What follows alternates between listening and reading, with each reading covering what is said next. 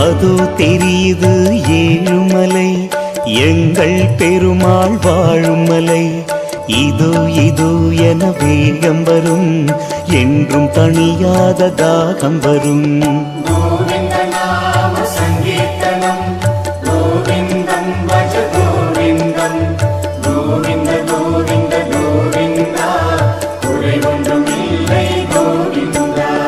மலை என்று சொன்னால் திருமலையே, மனதில் நிற்பது திருமலையே. பதி என்று சொன்னால் திருப்பதியே, திருமகள் வாழ்வது திருப்பதியே.